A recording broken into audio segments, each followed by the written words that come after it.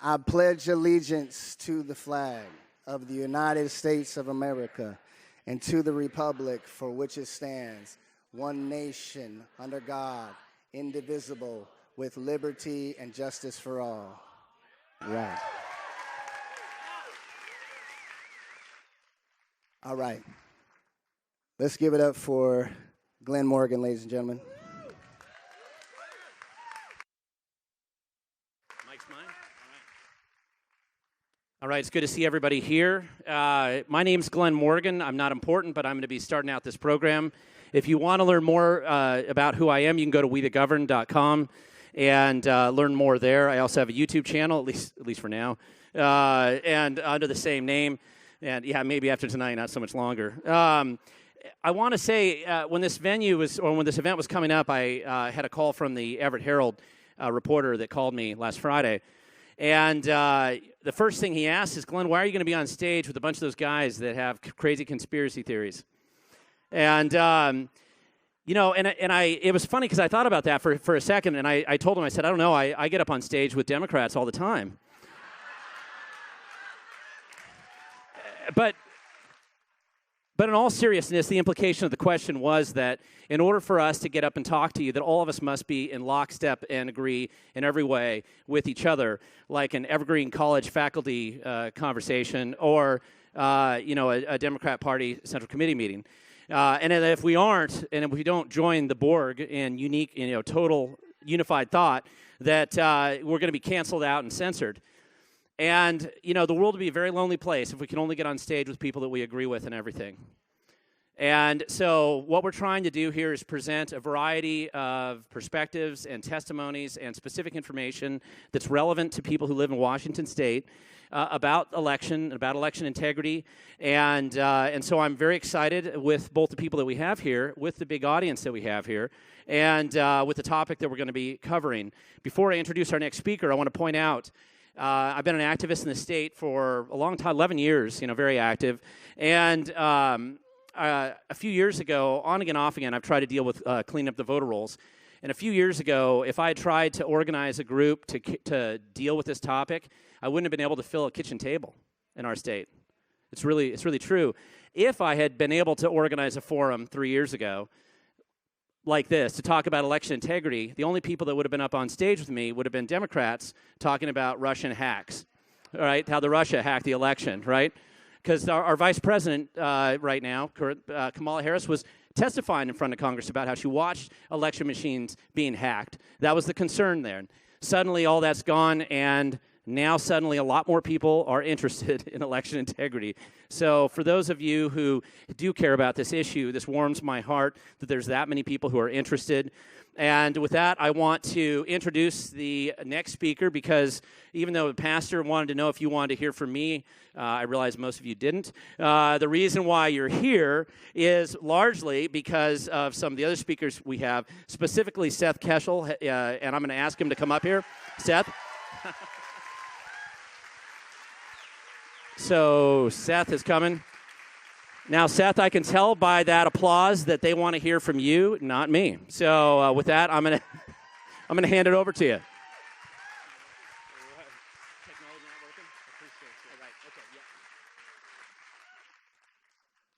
Anybody want to see me do the Rubio sometime during the water break? All right, I'd like to ask the state reps who are in attendance to please take your spots on the stage. We absolutely appreciate you coming. Everybody give them a round of applause.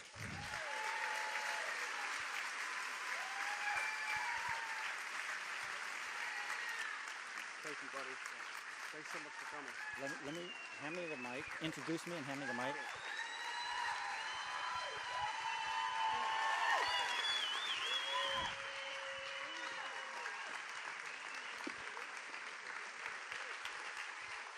Thank you, one and all, for being here. You patriots, one and all, thank you for filling the house. I want to hand the mic to my fellow colleagues. We're state representatives down in Olympia. I want to let them briefly introduce themselves. I wanted you to know they're in the crowd. You're not alone. You have representatives in Olympia that care about this issue. and we're fighting on your behalf every day. Go ahead. I'm State Representative Bob McCaslin from Spokane Valley. I was a kindergarten teacher for 20 years, and I figured those skills transfer really well. We deal with the same behaviors. I'm Vicki Kraft. I'm state representative.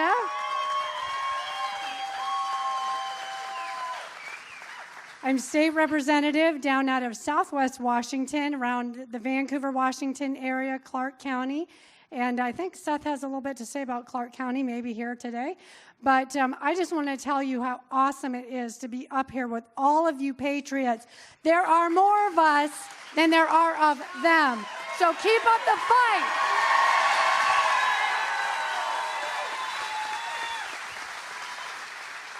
Okay, I'm Rob Chase, also from the 4th District. Bob McCaslin is my seatmate. I'm trying to fill the shoes of Matt Shea, and hopefully I can. And I'm here, well, first of all, I forgot, Brad Clippert was going to be here, but he's got to do police duty in Kennewick today, otherwise he'd be here. He wanted me to tell you that, but I'm here. I'm here to listen to everything everybody has to say, the presenters, but also to listen to you and go back to the 4th District fully informed. Thank you.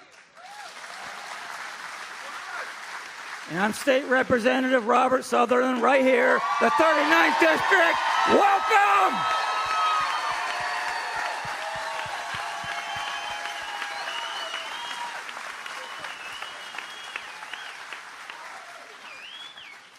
Let me proudly introduce someone who's been relentless on this issue, traveling the nation. My good friend, Seth Keshel, is up here to explain what he's been able to discover. Let him introduce himself and what he has, because I'll hack it apart. Seth Keshel. Thank you, everyone.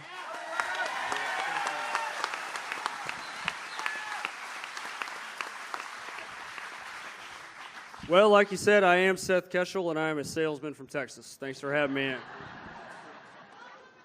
So I made my first visit to your beautiful state in 2007, one step before I became commissioned in the Army as an officer. We had an assessment course here called Warrior Forge at what was then called Fort Lewis. Now I guess they call it Joint Base Lewis McChord. So that was not a really enjoyable trip here, as opposed to some of my other ones like last month when I was driving through a part of your state I'd never been in. And we're talking about the north central part up there near the Cascades. And I was thinking to myself, I'm like, you guys really have got to stop leaving these kind of states and start saving these kind of states. Right?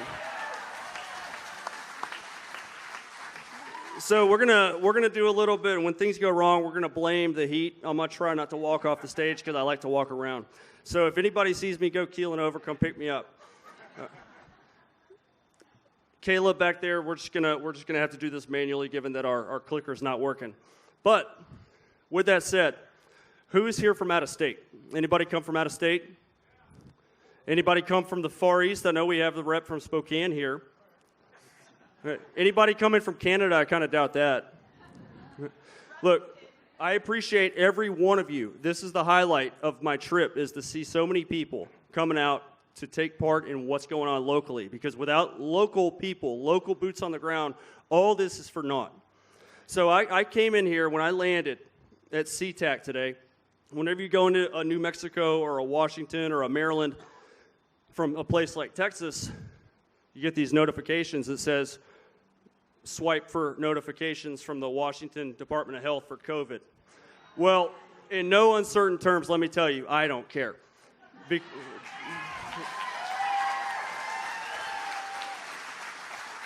Because there's nowhere else that I'd rather be than with people who are involved like you are, that care. Just like Glen said, he didn't have anybody that cared about this stuff 4 years ago. Now, everybody cares about it because it was delivered right into your living room on November the 3rd. And it's something we're never going to forget. And this is boiled down. What we're going to talk about today is stuff for you locally. Now, my apologies, I didn't focus a whole lot on the East because I figured everybody was going to be here from out West. But we've got you covered. Now, this heat.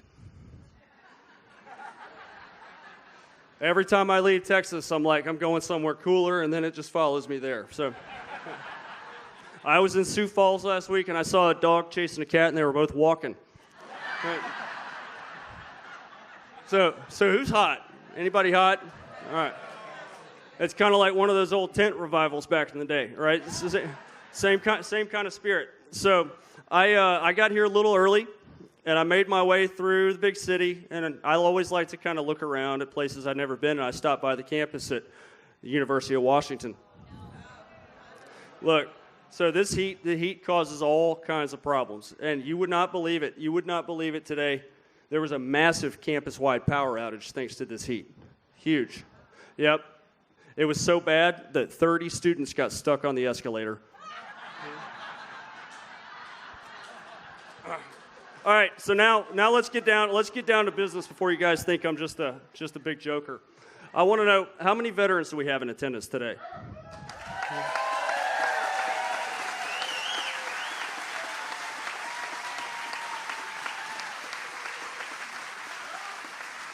All right, how about medical professionals and first responders?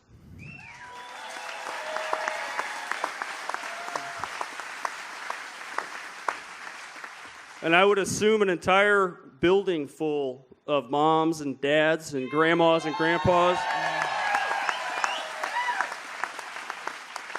Okay, so with that said, if you fell into any of those groups, or if you're just a plain old concerned American, I'd like you to stand up if you're able.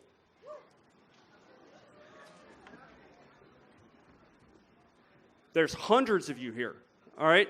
So what I want to be clear for is we give our opinions out there, okay? And we subject them to scrutiny. So if you're here from the press and you want to dispute what we're going to talk about, then that's your right. But these are Americans gathered here to look at truth and to see what they can do. These are not so-called, as Glen told me, conspiracy kooks, okay? These are Americans who are concerned about the direction of their country, and that's what we will be always. Okay, so with that said, have a seat, and thank you.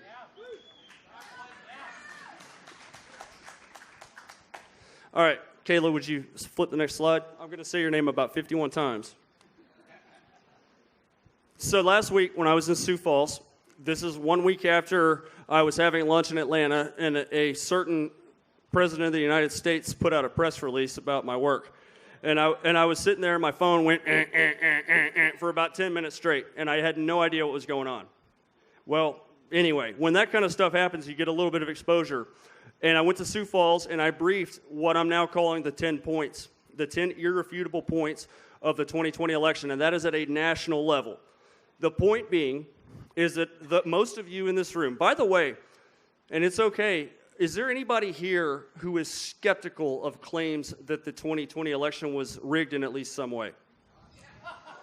No. I mean, who thinks that it was clean? Does anyone think it was clean?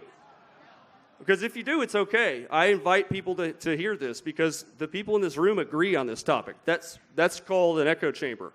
So the point of this is to equip you with information. It's not to just sit on it and say, hey, that's great. Seth came and said the election was rigged. I mean, I don't know what else you thought. But you have 30% of the country, no matter what is shown, will never concur with you. And then there's 20%, and they're throughout your districts. People that vote, people that work, people that are involved and busy, and they believe the things that NPR tells them. They're about 20% of the population. So these are the kind of people that need to understand these trends, bellwethers, and indicators. I field stripped it for you. I've got 5 of the main points. But these 10 points are ones that General Flynn and I collaborated on, and we put out in an article in the Western Journal, and now it's almost a bit of a traveling show. So here are the top 5 national trends pertaining to our 2020 election that vary from all known bellwethers, indicators, and trends. Some of these going back as far as 1892. Anybody here alive in 1892? Maybe you, but okay. Robert? No.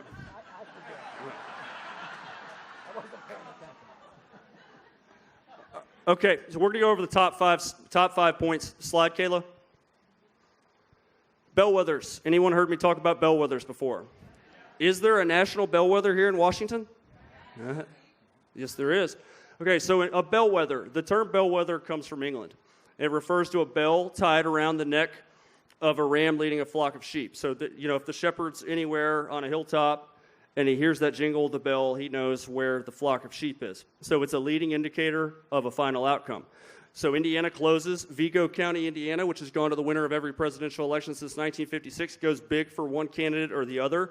Then you have a pretty good idea how that night's going to shape out. That is because the working classes generally carry the most weight in this country. So as states become more college educated in some ways, or if they have other demographic changes, then it can move how the states vote. But most of your bellwethers are in your working class states. That's your Trump core demographic for the 2020 election. Slide, please. These are the 19 counties nationally since 1980 that have aligned perfectly with the winner of the presidential election. 19 of them. Trump won all 19 of these in 2016. Obama got them all twice. Bush got them all twice. Bill Clinton got them all twice, all the way back to 1980. There are bellwether counties that die off every year. Sometimes things change, and at the state level, that's also true. You may not have known, but George W. Bush was the first Republican to ever win without Illinois or Vermont. Now, if you think Illinois or Vermont, well, you're putting them right in here with Oregon, Washington, and California. But stuff changes. So these 19 counties, these are a solid indicator of who controls the working class vote. Donald Trump this year carried 18 out of 19. I will tell you that number 19 is quite debatable by about 5,000 votes. Some of these go as far back as 1952. Others in 1956, 1960, 1964, but all the way back to 1980, you can find these aligning with the winner. Kayla, slide. And of course, that goes on to state level. Who knows a couple well-known bellwether states? Just yell them out. I heard Ohio. I heard Florida. So look, bellwether states do change. I think Ohio is becoming like Indiana. I actually think Ohio is going to be a pretty solid Republican state. Now, given certain conditions being met, which we're talking about today. But when we put these states into coalitions, so why do we have an electoral college in this country? Because if we didn't, it would just be a big contest of going to Florida, Texas, California, and New York. So you'd have 45, 46 states that are pretty much forgotten about. The Electoral College, the founders believed that an electoral system like that would encourage coalition building. And that's exactly what it does. Slide, please. These 4 states, Ohio, Iowa, North Carolina, and Florida, this is a very strong coalition. This is white, black, Asian, Hispanic, urban, rural, suburban, unions, white collar, blue collar, you name it. It's all of them. You have industrial states, you have Sunbelt states, you have an extremely racially diverse state in Florida. These 4 states have aligned with the same candidate 13 times since 1896. So all 4 of them went to the same candidate, and every time that candidate was elected or reelected since 1896. Except for 2020. So Trump carried all 4 of these states both times he ran, and in 2020. Slide, please. Primary vote. Who voted in the primaries last year? A lot of you. Oh, that's a ton of people, especially for a big, bad pandemic here. So you guys must have really hated the incumbent president to get out there and vote in record numbers with no viable primary challenger up against Trump, right? I mean, Bill Weld was pretty scary, we got to say. Right. Okay, so the primary vote. A lot of people don't know this. Anyone know how long the primaries have been around? 1912. So they've been around since 1912. How many one-term presidents have we had? 4. 4 one-term presidents since the primaries began in 1912. The primary vote is one of the key indicators of an incumbent's strength for re-election, and also, conversely, a primary indicator of a challenger's strength for the election. Slide, please. These are the 4 presidents since the beginning of primaries in 1912 who have ran in a primary, won a primary, and then lost the election. Hoover, Ford, Carter, for the sake of some diversity in the parties, and George Bush, 41. The highest percentage of primary vote to still lose the election is George H.W. Bush in 92 with just under 73%. But you can see here we have some low numbers. We have 36, 53, 51%. What that's telling you when you have a number that low, so obviously the number now it's 73% until 2020. A low primary share indicates that your base doesn't like you. And if your base doesn't like you, they're not going to show up in droves needed to overwhelm your competition. So this is the sign of somebody in the ocean gushing out blood, sharks in the water. You have a bad share of the primary vote, you're in trouble. Okay. Does anybody know what share of the primary vote Trump had in 2020? Slide, please. Kayla, slide. Back one. Actually, no, we're good. We're good. All right. Here's your three presidents with landslides, Republican landslides in general elections, and their share of the primary vote. 86, 87. So you have Eisenhower with a 41-state win in 1956. So this was really funny, by the way. I was talking about this slide on the symposium, and I was over here, and Mike Lindell was over there, and I really wanted to hear him say, Minnesota. So don't make me get started on the impersonations. We'll get the professor out here to do Lynn Wood, and this will never end. What's your name? Who said? It'd be something like, now, Dylan, you need to understand. So Eisenhower with 41 states, including Minnesota. And then Nixon, 87%, also including, yep. And then Reagan, 99% in 1984. And as you remember, that was a blowout. And also the last time the Republicans won, Washington, 1984. So a couple days before I was born. Holy moly, what are you guys doing up here? So these are what primary shares associated with Republican landslides look like. 86, 87, and 99 for Reagan. So we already yelled it out that Trump was at 94%. Slide, please.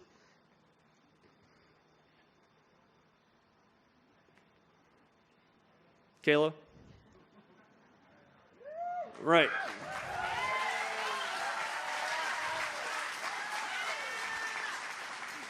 So does that look like an incumbent president who has issues with the base? Right. Now, let's talk about the other side of the coin. So I forgot to mention at the beginning of the brief that I was an Army Ranger. Okay? I was a PowerPoint Ranger.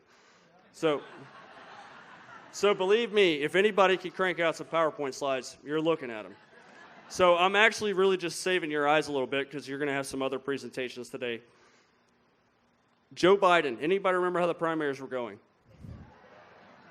I think the word in Iowa was not viable.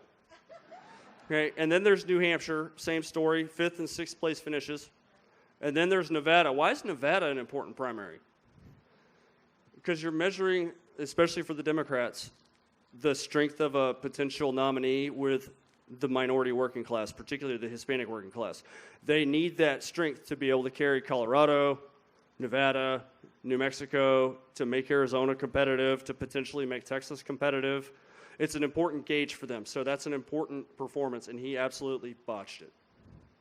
Then we had South Carolina, you had the Clyburn endorsement, and then you had the goal line flop from the absolute rest of the field that quit right before Super Tuesday, and he still barely beat Bernie Sanders. So his primary performance is actually indicative of very poor enthusiasm and turnout, very bad. There was one candidate who had primary performance that suggested high turnout. Hey, I think we know which one that was. Slide, Kayla. Point number 4, incumbent vote gain. Since 1892, no incumbent has gained a single vote and lost re-election. On 3 elections, the incumbent has lost votes from the previous election and been reelected. That was FDR twice and Obama in 2012. Obama lost almost 4 million votes in his reelection and was still reelected. Why? It goes back to the bellwethers.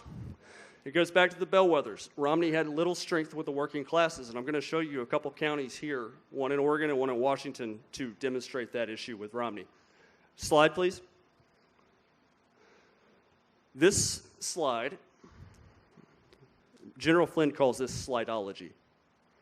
So he'll take your printed out slide, he'll grab a pen, and it'll be unrecognizable in about 5 minutes. So pretty much if you have to read it to somebody, you're doing it wrong. So I might actually be doing it wrong, sir, if you're watching. I'm sorry. This starts in 1900 and it goes up through 2020, and it shows votes gained by the incumbent from previous election. Trump's total is the third highest on that graphic. So Nixon's total is higher in 72. There are a couple reasons for that. Number one, there was a valid third-party candidate in 1968, George Wallace, who won electoral votes, took a lot of votes in the South. So you have a lot more votes available between the two parties in 72, and that was George McGovern, who even in 1972, he turned this state into the political equivalent of Wyoming. So a lot of votes to go to Nixon in 72. Then you have Bush in 2004, and you'll see it in the coming slides on the counties. I don't look at 2000 often because it was a historically low turnout election.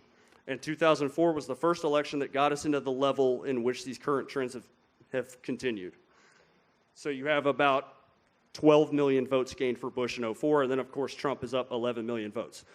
That is not really, if I'm really going to scrutinize this, I don't think that's a popularity issue, like we were told. Any suburban women in here? Just a few of y'all. Okay, slide. And finally, this is one of my favorites. So I like to have you guys participate so you don't fall asleep, especially with the heat. If any of you had a big meal before you got in here, and it's also why I tell jokes. Anyone heard the phrase, a rising tide lifts all boats? Okay, so you would think an electoral landslide, which Biden had 306 electoral votes, it's, for a polarized era like we're in, it's pretty good. It's not 270, but it's not 380. It's a pretty solid electoral victory.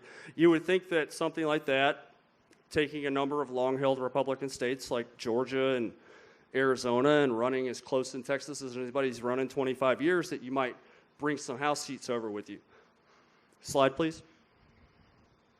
This is what happens when there's landslides out there. Reagan in 80, Reagan in 84. So big popular vote landslides, big electoral landslides. And just for the sake of inclusion, we have the Obama landslide from 2008 in there. And look at the House seats gained for the president's party. Rising tide lifts all boats, 34, 16, 21. That was a bloodbath for the Republicans in 2008. Anybody remember that? We lost Indiana. Okay, how about, before we flip the slide, does anybody have any guesses how well the Democrats did with Biden's electoral landslide? Slide, please.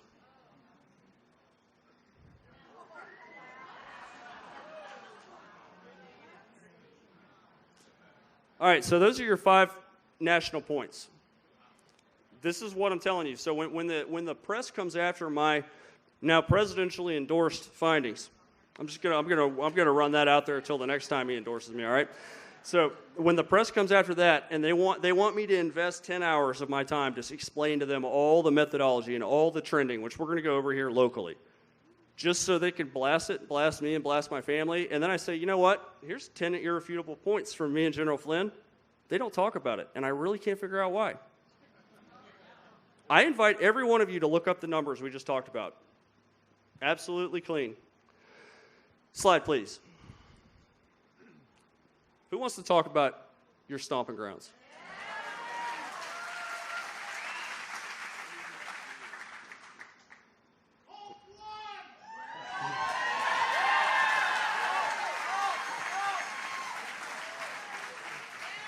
So did anybody watch The Office back when it was on TV? So the first 6 seasons were pretty good. Michael Scott was really funny. And the ratings go like this, this popular, it's popular, it's popular. And then Michael Scott quits, and you get Robert California.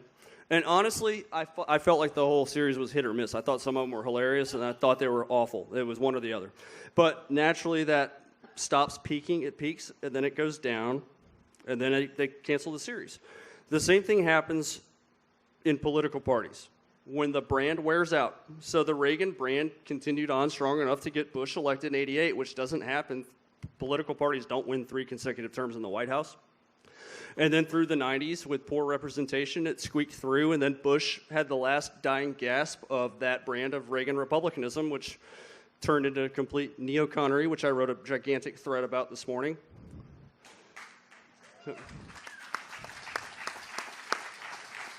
But long story short, the parties peak, and if they don't adapt with the electoral issues, it doesn't matter how much growth happens in a state population-wise, they will flatline on votes and new vote gain. Same thing is true of the Democrats. Obama was the peak of the Democratic Party in 2008. Throughout the working class states, throughout the coastal states, it doesn't matter. Like, he was the best punch that they had organically in 2008. And since then, it's been downhill. So you may be surprised to know, just because you haven't had a really good punch here from a national Republican candidate until Donald Trump this year, I'm telling you, you're going to be surprised at these numbers. The Democrats have barely grown any votes at all in 12 years. So Obama in 2008 had 1.75 million votes. He gained 5,000 votes here in his reelection with a growing state, 5,000 votes. And then Clinton was down 13,000 from Obama. You may remember that your electoral college in 2016 had 4 electors they didn't give to Hillary Clinton. Does anybody remember that? Okay, so what does that tell you about the left in Washington? The grassroots left. They're not into the corporate brand of the Democratic Party, okay, with all the faults. So the point is, it's not to necessarily vanquish people you disagree with, okay? It's to have fair elections about the ideas that both represent. Okay, so it's pretty clear based on that, based on the issues with the Democrats gaining votes in this state, that brand has peaked here in the Pacific Northwest, despite all the population growth. Most of the counties I'm going to show you, aside from one, they've got between 15 and 17% population growth in a decade, which is pretty good, pretty good. The East isn't growing as fast as the West is. It's not as fast as Texas. But the Republicans are just as bad. So really from 2008 to 2012 to 2016, the raw votes between the two parties were in the exact same 100,000 group, 1.7 something million to 1.2 something million. No growth. And then Trump comes in this year and he says, I'm going to gain 363,000 votes in Washington in one election cycle. Trump gained 363,000 votes here. How many of y'all were part of that? Yeah.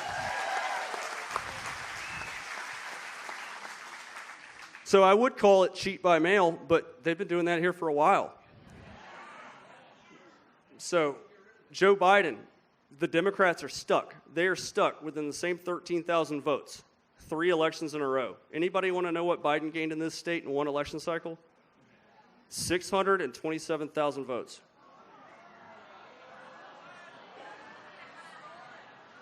Okay, so those of you who make your beef about the gubernatorial race, you probably have something to be upset about. I see that hat right there. All right, slide please. Now that we've kicked off Washington, we're going to focus on these 5 counties. Is anybody from any of these 5 counties?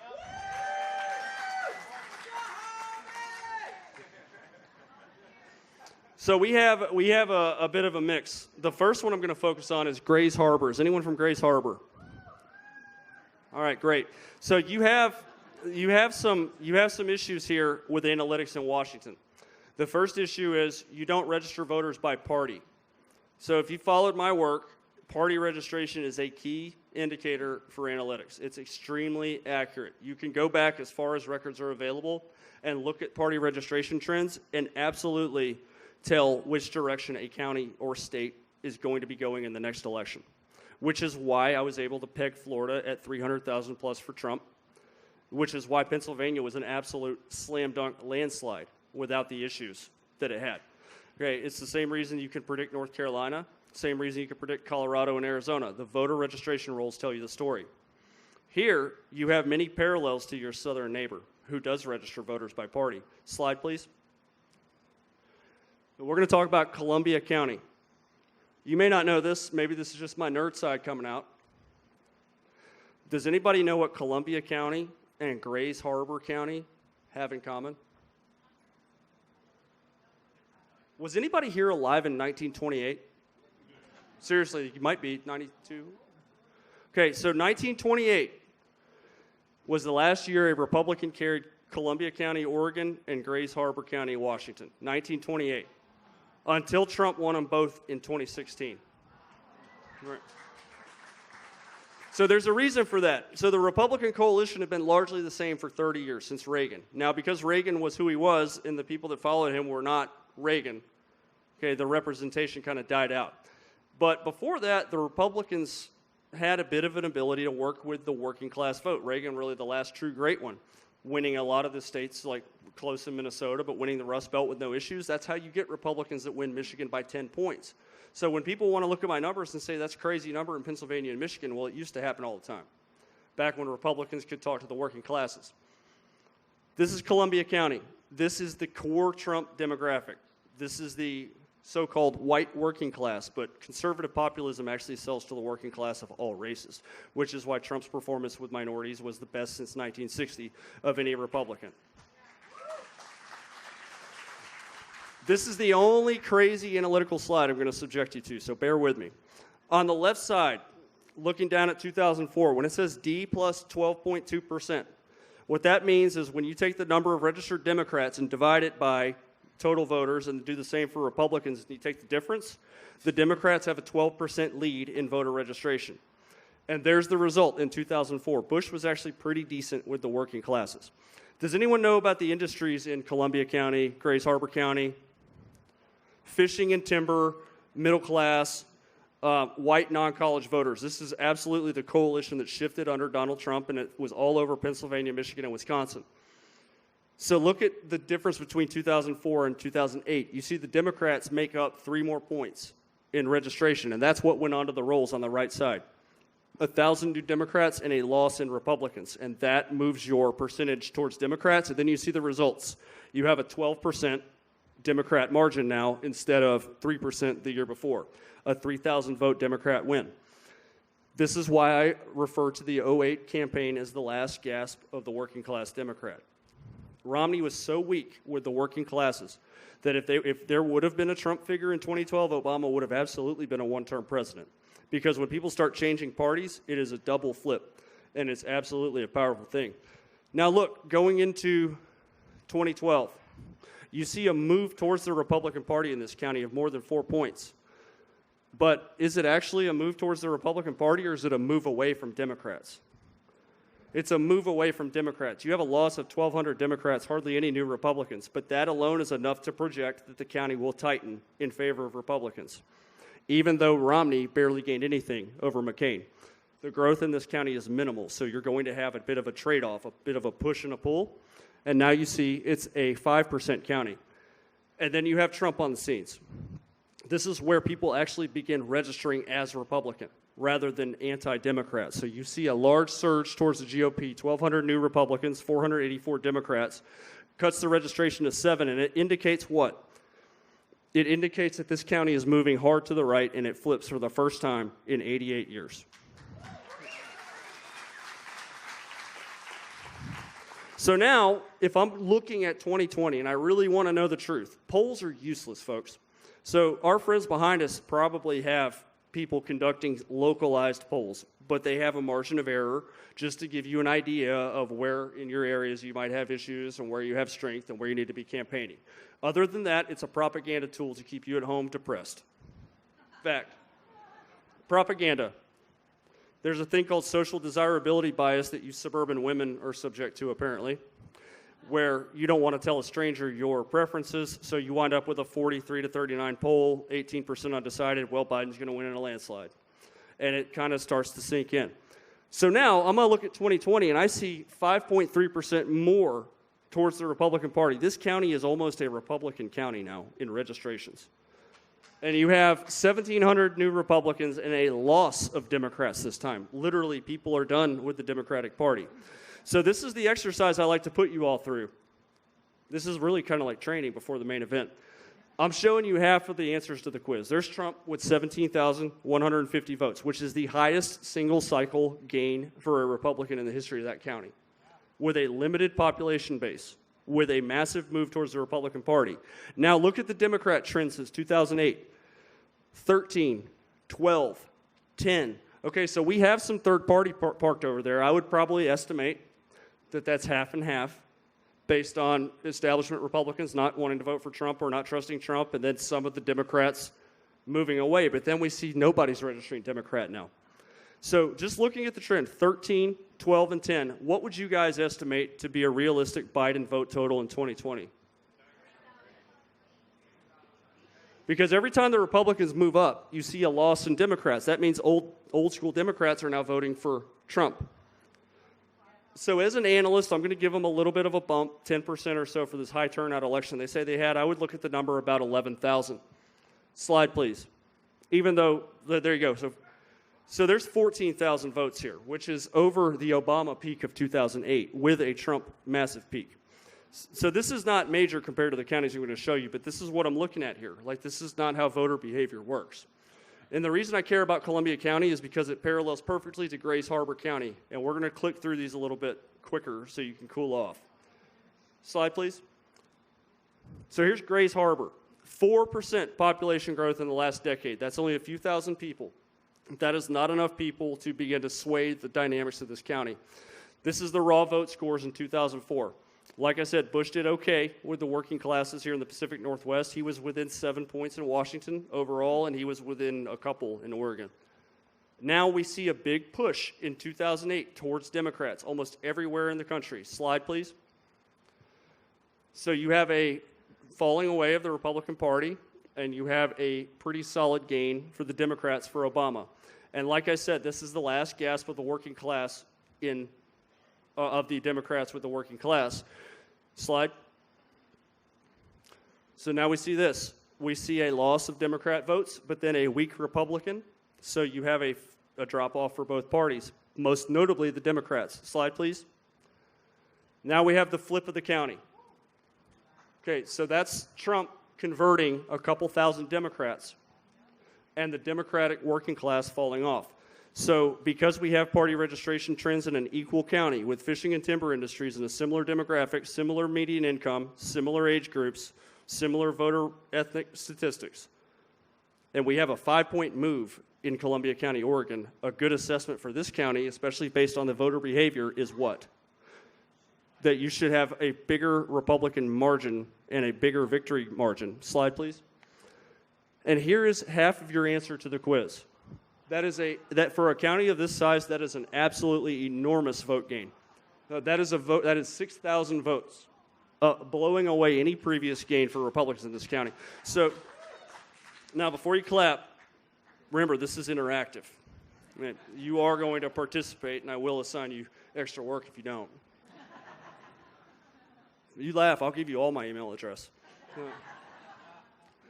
Now, what I want you to do is I want you to look. The last time Trump gained 2,000 votes, and 4,000 came off of the other side. So it's a safe bet, if you had party registration, that the Democratic Party is absolutely being shellacked in this county. And that, based on what you know now, with a 6,000 vote gain, which is over 40%, it's a pretty safe bet that's not going to be booming growth over there. What do we think the Democrat total in Grays Harbor is in 2020?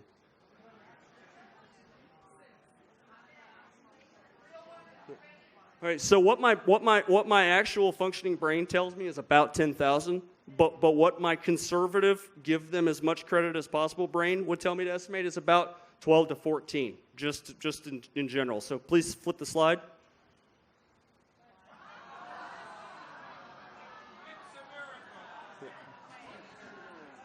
Right, so at the absolute best, this is 3,000 heavy, and that's what and by the way, that's what I rated it on my presidentially endorsed worksheet. Okay, but it may be that could be 5,000 to 7,000 heavy. The registration numbers are not there to support that kind of new vote growth. All right, so now we're going to get out of Grays Harbor and we're going to get into the growing counties. Slide. Who's from Clark County? That's all we get for Clark County?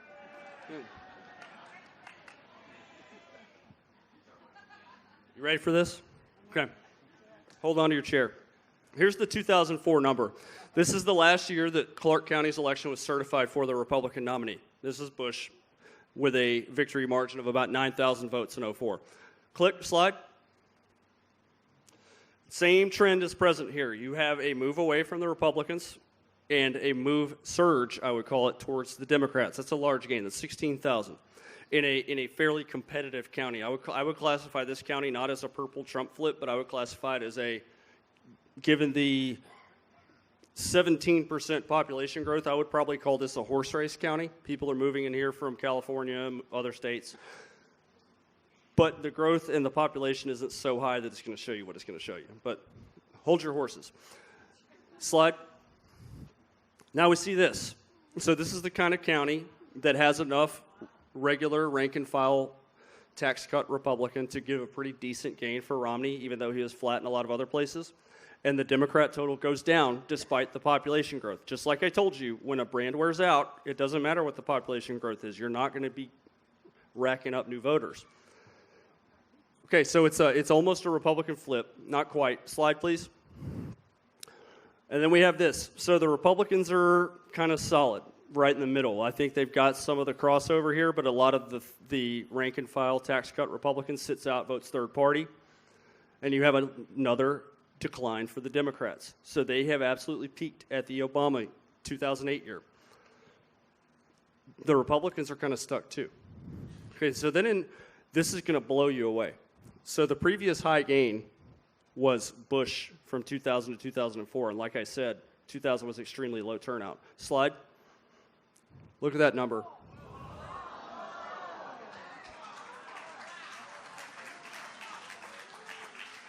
So leaps and bounds ahead of any previous number. So let's just look at the other side for just a second.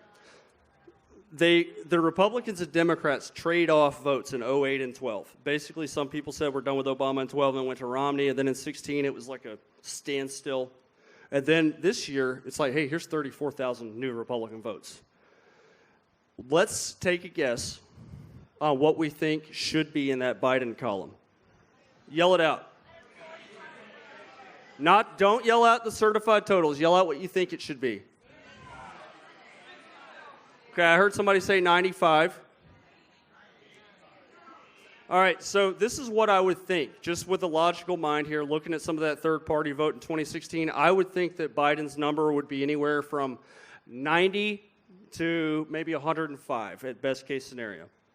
Next slide.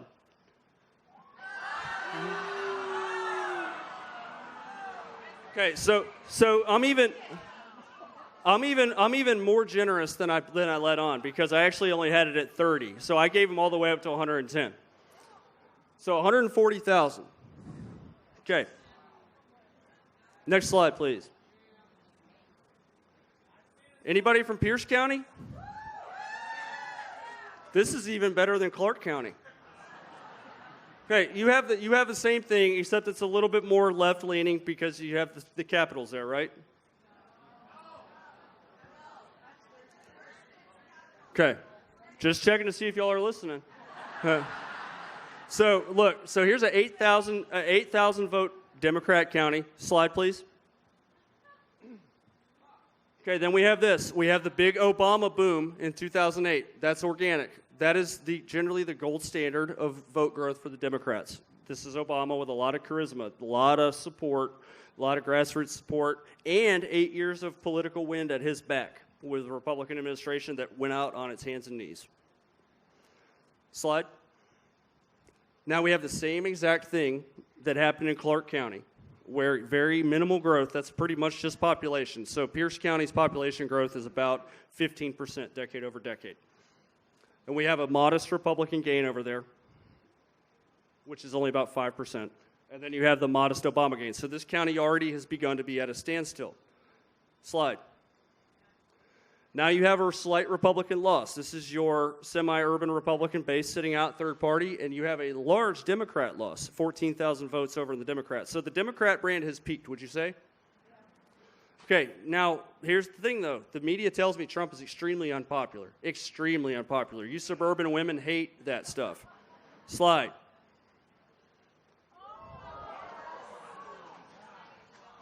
Don't you guys love it when I show the numbers like this?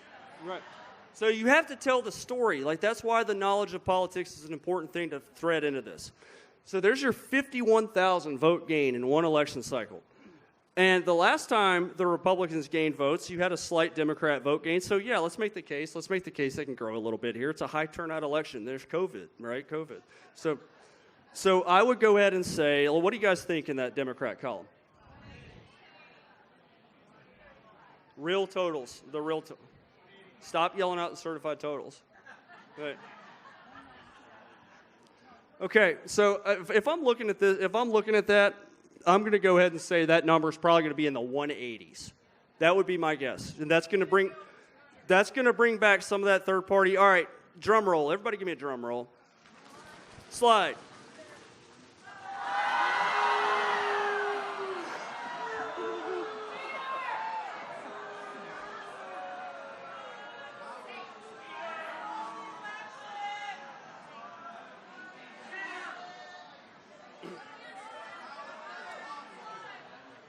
All right, that went down on my scoreboard as about 30,000, but I would say that might be 60 or 70. All right, next slide. Anybody from Whatcom County? I never got to that Alaskan cruise terminal, but maybe one of these days. So here's your score from 2004. It's a lot like Pierce County, very less than 10-point Democrat kind of county, not completely blue-pilled, but on its way. Okay, next slide. Now you see this. So you have population gain here. You have about 15%, smaller county. McCain is down a little bit, and you have the big push towards the left. Obama picks up 10,000 votes.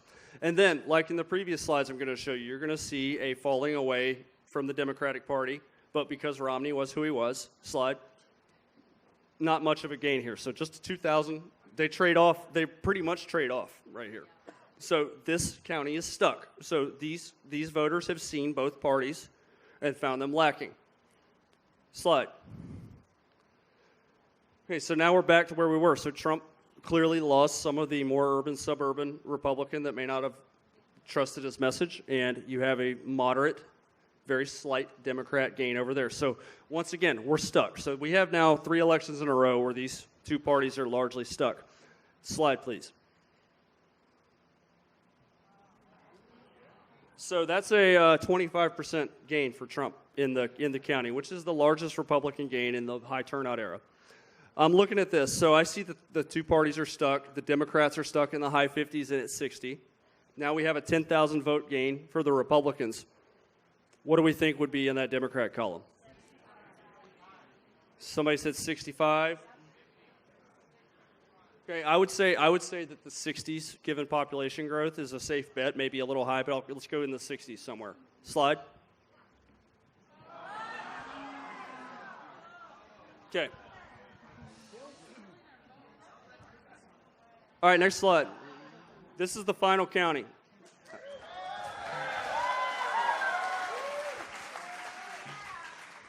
Glenn, how am I doing on time? I'm good? Okay. All right, here we are, Snohomish County.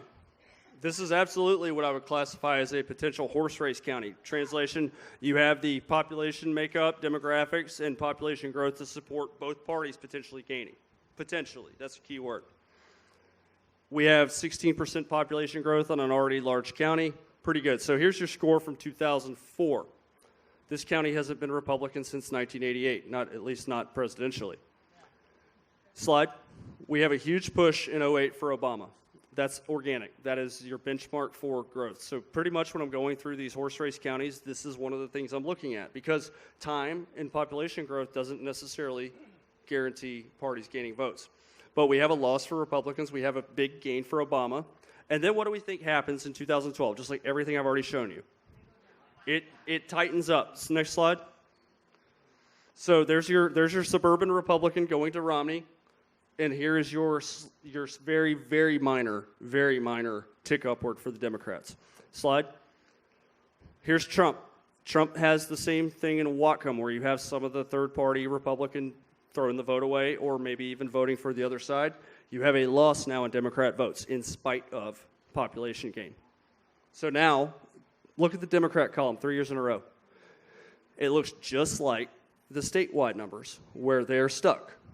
They're absolutely stuck. So now, these suburban women, that's suburban women all over this county, I would say, right? Okay, so the suburban women were so mad. They were so offended. They were not offended in the Billy Bush incident, but they were really offended. Really offended on the next slide. Extremely offended. Okay. So much so that there's a gain of 38,000 votes in this county. That's some serious offense. Now, what do we think, given that they're stuck? They're stuck here 3 elections in a row. What do we think that number will be? I would estimate, just as an analyst, we might even go all the way up to 200. All the way up to 200. So 180 to 200. Slide.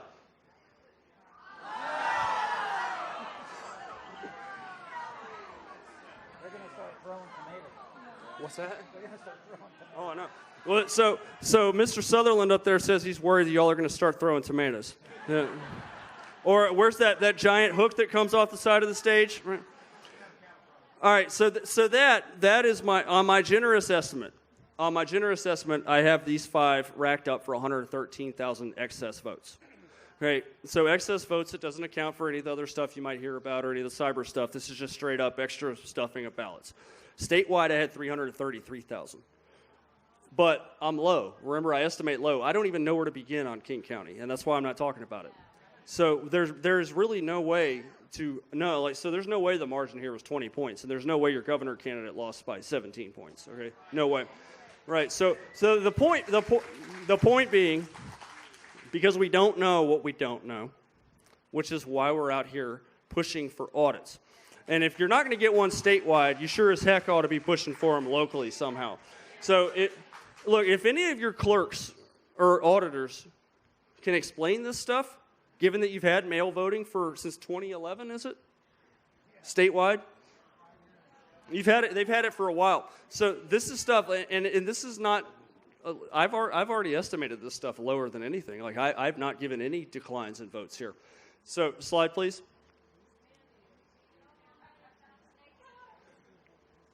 Is this the last slide?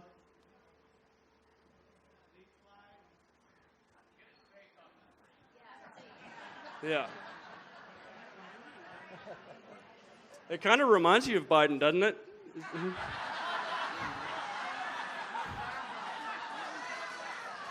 You know, it's got like 19 windows open at the bottom, and it won't load the email. Great. So much like the Democrat vote column in Washington, our presentation appears to be stuck. Kayla, are we good for another slide?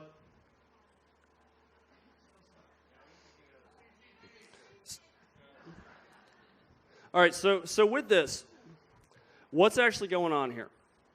So we had the mail-in election from hell, okay, already in a mail-in state. We had the same exact thing going on in Colorado, same exact thing going on in Oregon.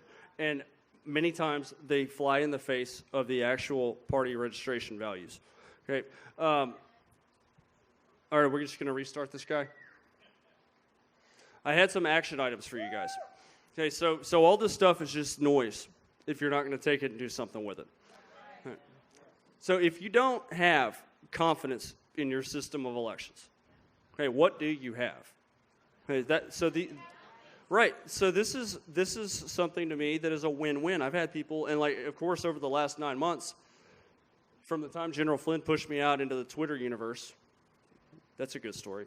He wanted to put an interview out that I did. Am I allowed to say anything I want in a church? Yeah. Yeah.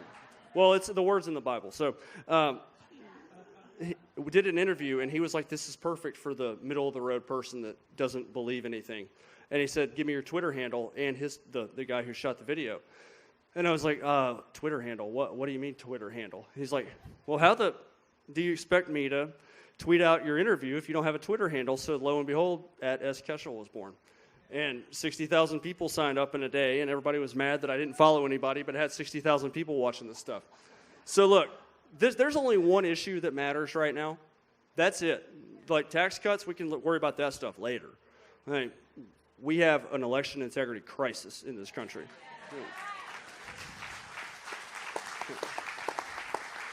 So, like anything else, you have two incredible issues that help you evaluate conservative candidates, Republican candidates, like you've never had before. Election integrity, where do you stand on election integrity? Because in this state, there is no punting on election integrity.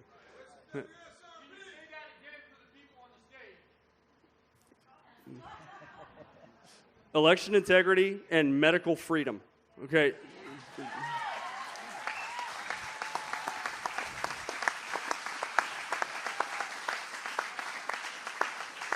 So we've all had our moments. Has anybody? I know for a fact that there's people whose spouse is like, you're crazy.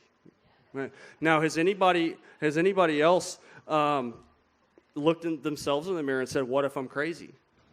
Right. So sometimes I wonder if I'm crazy. And then I look at the news and I see the Attorney General of Michigan threatening to send the law enforcement after people who are talking about the election. Excuse me, lady, what country do you think this is? Right. That's not how my dad trained me, to sit around and take a back seat to people like you. You work for us. Right? That's a fact. Okay, number two. So you need to tell these folks, put their money where their mouth is. It won't be long. I mean, you saw what the DHS put out the other day, maybe, about if you question medical restrictions, if you question the election, that you're potentially a terrorist. Are you kidding me? When I was 25 years old, I was chasing terrorists around some godforsaken desert, and now you're going to call me that just because I have a brain that can look at statistics? Come on. Right. So you need to challenge people that are like that, especially the enemy inside the wire, which is the Rhino Republican Party. Yeah.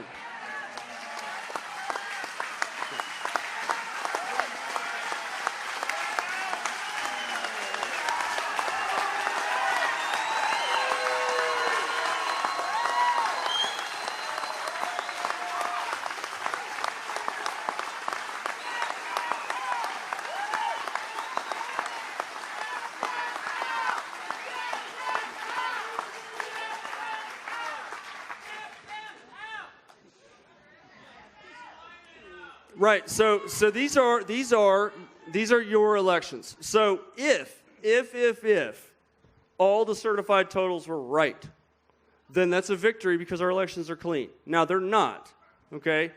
But if they're not right, then it is incumbent upon us. Some of y'all are not old. I'm not old, so this is not me sitting here saying I want to do it for my kids. Hell, I want to do it for myself. Right? I'm 36 years old, right? So, but what are we going to pass down? So Reagan said it's not passed down in the bloodstream. No, we either elect our own representation or this republic crumbles in 20 years. It is not going to last forever at this rate, no matter what you hear. 106 years ago, at the start of the First World War, there were 14 nation-states in Europe. Now there's 47. Okay, so if you don't think it can happen here, then pick up a history book. Okay, because there's so much bad blood now. No matter what you look at, mainstream media, you're going to see a mid-40s number of people that think the election was decided by cheating. And in conservative media, you're going to see a number in the mid-50s. So ballpark that, half the country has problems with this election still. Hey, that is more than had an issue with it in November when we saw it right in front of our faces. People are not looking at Washington and Oregon very closely, except for here. But you cannot have an election where Michigan and Wisconsin are ripped away at 3:45 in the morning. Pennsylvania and Georgia get yanked after 3 days because the leads are so big. And then accidentally have Oregon or Washington inside 5 points for Biden. Because those numbers suggest that's probably what was happening. Hey, I don't know. And unless we get to the bottom of it, we may never know how Colt did or how Trump truly came out here, but it wasn't 20 points, it wasn't 10. Okay, it's tight. Okay, now finally, you guys, they all work for you. These are some good ones here. Okay, I know them personally.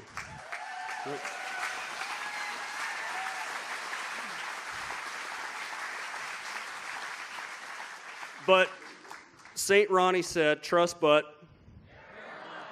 And I tell everybody I speak to, and I welcome skeptics, because ultimately at the end of the day, it's either I'm right and we're going to fix this stuff, or we have clean elections. Okay, we don't have the clean elections, but look, so we trust but verify. Every one of y'all can find this material online. You can verify my numbers. Of course, I analyze it. That's what an intelligence officer does. I analyze it and I tell you what it means. Okay, I'll also tell you when the baby's ugly. There's a number of states that everybody's upset that I said Trump didn't win. Well, I mean, I'm not bought and paid for, right? We have to be realistic, okay? Which is why I afford the record gains, even though they're probably not likely. And then finally, this is my advice to you. It's never been easier to find the rhinos. Okay, so what I mean by that is, instead of looking at this stuff, this is what we do every time we get wiped out, whether legitimately or illegitimately. Okay, we're like, well, we need to get a new Tea Party started. Well, guess what? A bunch of moderates in 2010 ran and they called themselves Tea Party, and we hated them 2 years later. So people know that the drift of the conservative movement is America First conservative populism. They know that. So you will still have people coming and saying that they are America First candidates because they're not stupid. But if you start out, instead of who do we need to primary, you need to ask who do we need to keep. Okay, so the first thing is everybody's getting primaried. And then the second pass is, hey, they're great, good, we're good, Robert's good, Vicky's good, right? So we keep. But if you look at it like that and you checklist down and you talk about election integrity, you have a rep from Erie County, Pennsylvania, Republican, mocking his own voters in Pennsylvania. Pennsylvania is one of the most third world, actually, I'm sorry, Iraq and Afghanistan, I've just insulted you. Because Pennsylvania's election was worse than a third world election. But you have a rep from Erie County who has mocked his voters over wanting forensic audits in Pennsylvania. I guarantee you, if you flipped over Pennsylvania, you'd find a 6 to 8 point Trump victory in Pennsylvania. So that kind of stuff isn't going to fly anymore. So election integrity and medical freedom, if you can screen those two things out, that's the only two things that are going to matter this cycle. And until we get to this cycle, there is no moving on until we get to the bottom of 2020. Right, so that's something that's not going away in 9 months, and it's not going away anytime soon. Okay, I can promise you that. So with that said, I want everybody, if you care about what we just talked about today, my wife hates it when I travel on Sunday. Hates it. But it's worth it to me because this is just a season in life. So if I thought I was up here talking hot air, I would have slept in this morning. So, and sorry, Casey, I did kind of roll the dice on this. I got up, flew out this morning. I could have been canceled, but I think God wanted us to talk about this today. All right. So if you're not involved yet, make a promise to get involved. And if you're not talking about election integrity, you need to be in front of your school boards with these stupid masks. Okay? You need to stop disrupting the growth and the emotional maturity and development of our children. Okay? So the children are born innately desiring freedom, which is why they say, how much longer do we have to wear these masks? They've not yet been conditioned to just go along to get along. And the best way to get absolutely chewed up and destroyed is to go along to get along in your elections and in life and with your medical freedom. So I implore all of you to take a role, however small it may seem. Okay, so nobody's allowed to leave this building without sticking your hand up in the air and answering the question of, if not you, then who? Okay, and if not now, when? Right now. All right.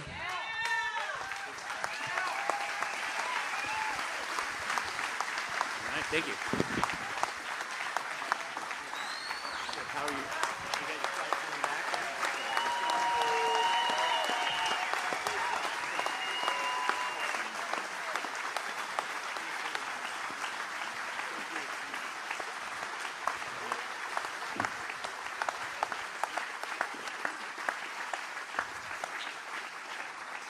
All right, you can see why we were so happy to have Seth come out to Washington today.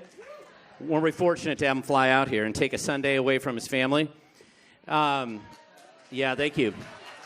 And go ahead and put that first slide up for me if you can, just to make sure we're moving ahead here. I'd be remiss if I didn't mention, for those who couldn't make it in, I realize there's a number of people out there in the parking lot and a lot of people at home. If you got as many messages as I did this morning, you can actually still see this. I think it's still streaming live. I don't think they've taken it down yet at A.U.D.I.T, or at A.U.D.I.T, I believe, and also contractwithwa.com. I know you guys are filming it and putting it on completely. We do need copies of this video out there at today's event because it's inevitable that we'll be misquoted and that we'll be misrepresented. And we need to be able to share the truth about what actually happens here. It doesn't mean you have to agree with us. It doesn't mean, we aren't requiring, join the Borg, but it is important, I think, that we have a documentation of what's going on because, as you know, censorship has now become the dominant norm when it comes to questioning anything about elections. I've had multiple videos now that have been censored because I even brought up just very common stuff. So with that, I want to just start with the Washington State flag. Is that presentation ready to go? There we go. And actually, if you want to go to the next slide, because this is unfortunately, I think, where this is Governor Inslee's suggestion on how he'd like to change our flag here. And I do hope that our legislature will not go along with that approach. But you never know. He'll declare an emergency and he'll change the state flag, I guess. Go next slide, please. All right. When we talk about election integrity, my goal is to focus on Washington State. Nobody cares what I have to say about anything nationally. I'm a fifth-generation Washingtonian. I love Washington. This is what I care about. And we're here to fight for the state.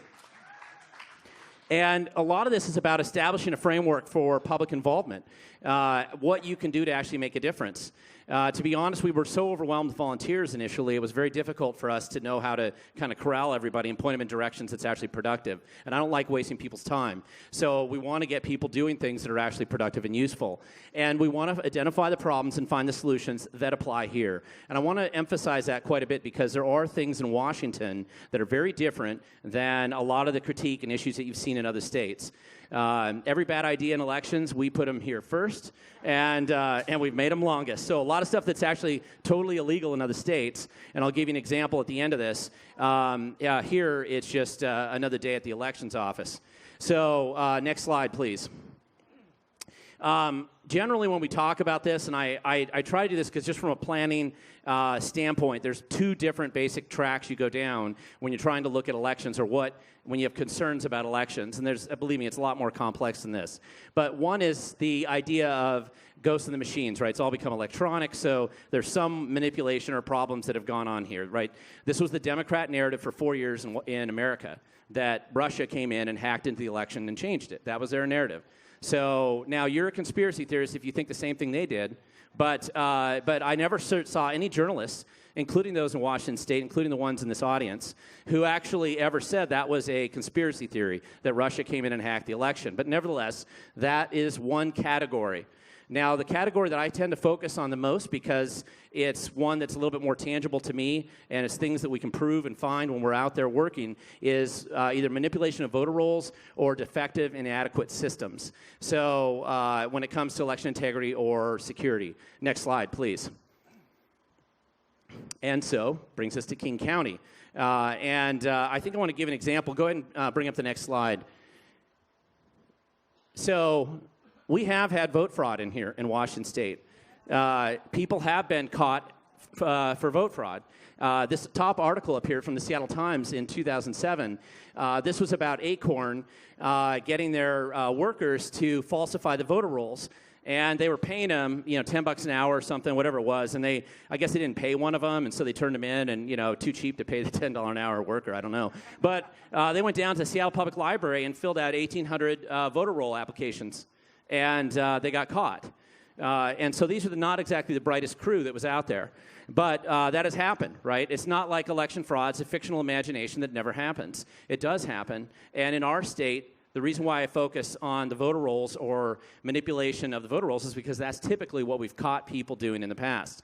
The other one I mentioned here was a woman who registered her dog to vote that year. She was trying to actually protest how useless the system was when it came to voter registration because they changed laws. And so she had her dog registered to vote and used her dog paw print as the signature. And the only reason they had a problem is they said you can't use a paw print as a signature, right? It wasn't that the dog was registered. But then when she made fun of him and mocked him, of course, they charged her with vote fraud.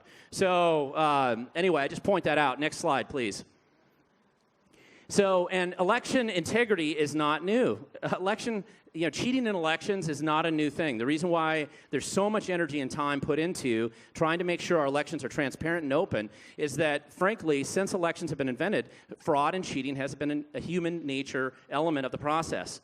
That it just is. Boss Tweed in New York City was well known for election fraud. This wasn't a secret. It's not like something that just happened yesterday in America. There's serious problems here. Next slide. Election manipulation and fraud was just endemic throughout the South, especially the Reconstruction South, especially after Reconstruction when the freed slaves were voting Republicans and the Democrats were taking back over, and they wanted to make sure that they stopped voting for Republicans. And there was a strong effort, which actually culminated, next slide, in one of the worst massacres in American history, the Colfax Massacre. So, You have to read your history. In 1873, freed Republican slaves wanted to know what happened to their ballots. So they went to the courthouse. And 153 were killed. And it's worth going back, studying that history. This is not new. They didn't want them to look at the elections either. How dare they? And that's what happened. So, next slide. So let's go back to King County. Hopefully nothing that dramatic happens when we look there. So let's go to the next slide, please. I want to give you an example, and this is, I like doing these illustration, simple things. Sometimes the simple things help us understand where we have problems in elections. And I want to give a call out to Amber, who in King County pointed this out and actually caught it the first time. But this is your election box in King County. This is what they go, as you can see there, this is what they go and they pick up your election ballots at the office or at the drop boxes all throughout King County, all through the many weeks of election ahead of time. Now, I have a bunch of blue ballots here, but I want to point out something. They explicitly say in King County to put these zip ties on really, really loose. That's an explicit thing that the King County elections tells them to do. Because if you want to stuff the ballot box, literally, it makes it really easy, right? There you go. There I can add a few, or I can take them out. Now, the reason for that is they said they need to have it loose enough so that they can cut it with the scissors. This is really what they'll tell you. Now, they didn't realize that they sell these little snips here, and that the rest of the world uses these to actually clip zip ties, and they sell them for $6 at Home Depot. Now, if you wait a week with inflation, that'll probably be up to about $20. But with millions of dollars of budget and an amazing, perfect system, right? This is the type of security that King County thinks is going to keep the ballot safe. So I call it the kindergarten ballot box stuffing security test. And that is in an average group of kindergartners, you put some cookies in here and you see, can you get these cookies out? Right? And so the average group of kindergartners can defeat King County election security in this one element in roughly about a minute. And if they're high cap, it might be closer to 30 seconds. But I just want to point that out, right? They just tip it up, and there we go. We can reach in, we can stuff, we can add more, we can pull out ballots. It's just simple. It's stupid. It's pathetic. It's just little things like this that they don't care about. It is by design. But it's also concealed by incompetence, right? So one of the problems that we end up having is that it's just like nobody's taking it seriously. How many of you knew that the King County elections the elections department there wasn't going to have their security cameras turned on during this counting period? They had actually said they were not going to have any cameras on the building. Remember COVID? Nobody could come and observe. It was kind of a mess. And we had to lobby them and fight them to get them to even turn the cameras on during elections. Next slide. Now, the thing that we're always told, right, is, hey, if you catch people committing vote fraud, right, Glenn, you know there's people who've committed vote fraud, you just report it to law enforcement, right? Somebody like Pete Holmes out there, who's happy to watch Seattle burn down and refuses to prosecute even violent crimes. You can take over city blocks in Seattle today, and they won't prosecute anyone. What priority do you think they give to election fraud? Yeah, none at all. And even the Secretary of State's office, 74 people referred as fraud. They even said, it's not Glen saying, 74 people a couple years ago, they referred to prosecutors throughout Washington State. How many of them do you think were prosecuted? Zero. None.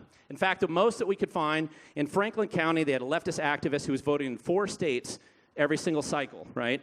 So the worst thing that happened to him is they said, you got to cancel your registration in all those states and then just re-register back in Washington State. That was what happened to him. That's just a wrist slap. That's nothing.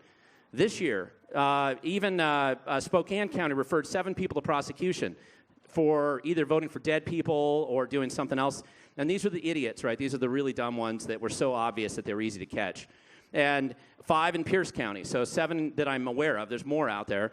And how many of them have been prosecuted or will be prosecuted? Not at all. So there's no penalty for committing vote fraud in this state. There's 0 penalty. Nobody gets in trouble for that. Not since 2007. Even with 1,800 fake voter rolls back then, nobody really got in trouble. It was just a wrist slap. Please don't do it again. Bob Ferguson, our leading enforcement. No, wait a second. I'm going to defend Bob. He is very good at going after mom and pop businesses in the state. He's really good at that. He's really good at going after conservative activists, especially if you're bankrupt. That's about the skill set that the AG has. But when it comes to vote fraud, nowhere to be found, and he's not going to be looking. So then we have the FBI. That's our only other option. No, and I'm going to, listen, to be fair, the local department of the FBI that actually does vote fraud, they'll tell you that they do care, and I think that they probably do individually. But what priority do you think that agency has with vote fraud, considering everything else that they're looking at? It's just not going to be high. We just submitted a list of 200, looks like about 250 people that voted in California and Washington simultaneously this last election cycle. 205 for sure, and 45 most likely. I mean, I'm about 95% positive on those. And that's just one state, and just looking at those are all felony level. That's felony level fraud. And anybody in the media, you can file a records request. That's an email. You'll see my name copied on it, working with a group out of California. And so we know that they vote. How many people do you think are going to be prosecuted in that bunch? Yeah, I mean, at the most, they're going to have a nasty gram letter, please don't do it again. And so this is part of the problem. It's not really a viable alternative for somebody to tell us when you catch vote fraud, report it to law enforcement, because nothing's happening. Now, I think it's important for us to focus and catch these guys and expose the truth. But they know that nobody's going to do anything about it. And I do encourage you, with your local prosecutors, at least make sure they place some level of priority on it, that they start prosecuting vote fraud, because it becomes a poison, and it starts to seep through the rest of the system. Next slide, please. Now, I want to talk about this because we all demand, right, a forensic audit, right? How many of you would like to have a forensic audit of this, right? Yeah. But one of the things you have to remember is that just because you say that's what you want, we have to be very careful in defining what it is and who does it. Because our state auditor right here, they do audits all the time, right? I'm going to put quotation marks around that. They do audits all the time of state and local governments. And if you've ever been involved in those, and some of you who know who I am know that I go after corrupt local governments, and I've been involved in a lot of these issues before, right? And so the fact is, they don't audit, not in the way you imagine it. Every single piece of fraud, with very few exceptions in the state, every time they've caught somebody, though that government passed the audit, the quote audit, with flying colors, sometimes for decades, while the fraud was going on. They don't catch fraud with their audits. It's usually somebody getting divorced, somebody went on vacation, or somebody turned somebody in, a whistleblower. It's just or they accidentally do. I mean, you can make an accident and catch it. Mostly it's about see no evil, hear no evil, find no evil. And that's a problem. So you can't trust the state auditor to do it. The Secretary of State's office has this skill set and knowledge of what they would look at, but they don't have anybody there that's really set up to do that kind of work. That's just reality. And then the problem is, let's say we find somebody that we like. The reality is, if you're going to do an audit of some kind, of any kind, it's going to have to be a party that everybody in this room could accept, and frankly, everybody on the other side could accept. Or two of them doing it, something. We have to find a solution that people would recognize as totally transparent, and the people that do it are beyond reproach, or at least as close to that as we can get, right? And some way of doing that. That's important. But we have to define this. Just saying an audit, otherwise what they'll do is they'll say, oh, here's an audit, we just did it, and you guys are all wrong, right? We have to really be careful and really carefully define what that means. And that'll be, of course, part of their job up here on the stage, but also your job in holding them accountable. There you go. Next slide, please. I say this all the time. A mountain of corruption is always concealed and easily concealed by an ocean of incompetence.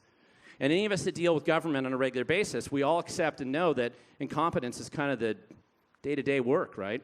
We accept that incompetence is just how government operates. But unfortunately, and then whenever you catch somebody doing something illegal or you're filing an ethics complaint, their immediate effort, right, is that, oh, I was just incompetent, right? And that's their normal defense. Every government entity that you ever catch doing something wrong, they'll always say, well, I was just incompetent. But it's important to remember that a wide-scale incompetence can really conceal a lot of corruption. There is a difference. A lot of people are incompetent, and a lot of times they are incompetent in government, just like big business a lot of times be incompetent. But we have to remember this. We need to find the corruption, but it's hard to find it in an ocean of noise. So next slide. A legal vote canceled by a fake vote is voter suppression. So, it is. That's so important to remember because the media will try to say that you being in this room, you're committing voter suppression for daring to question our elections. How many of you have heard that? Oh, you're committing voter suppression. But the people covering up for bad voting or fake voting or problematic voting or kindergarten failing security systems, then, it's incumbent on us to challenge them. And I want to keep always pointing that out. Next slide. Little bit of work that we started to do here, and we started this last year before the election. I found somebody that actually cared as much about this, and we dug into it. And one of the things we've done is we've taken the voter rolls, people who are actually voting, not the inactive, but the voting rolls, and looked at simple things, like according to the U.S. Postal Service, 67,622 people who voted last year had actually told the post office that they had moved and left. And yet somehow they voted. Doesn't mean that every one of them's committed fraud. Everybody has a different story. But things like that are reasons why we're starting to do doorbelling.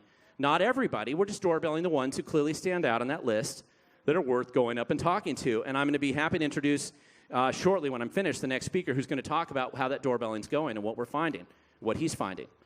But that's an example. Not just that. There's another 20,000 that, according to the post office, there's no way to deliver the ballot. Right? There's no there. Now, I don't know how they voted, but 20,000 people, the post office said they can't find or deliver the ballot to them. Somehow they voted. Well, it's a little more than that. But so there's other lists like that. Many people voted twice. People that have been signed up and registered by the Department of Licensing that were not U.S. citizens. How many of you have seen those photos of people getting 7 or 5 or 6 ballots? Right? I mean, there's problems. Those indicate problems. Another thing, just as a little example, this doesn't indicate vote fraud. It just indicates sloppiness. 32,939 people who are considered active voters despite the fact that they've never voted, and many of them since the 90s. And under our law, if the law is being followed, they would have been put into at least inactive voter status. And yet they're still there listed as an active voter. Next slide. So again, I'm just going to close on one example before I introduce the next speaker.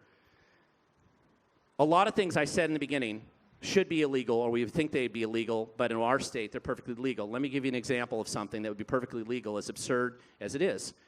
So I love Washington State, and I'd like to convince a lot of my liberty and freedom-oriented friends from around the country to come here, right?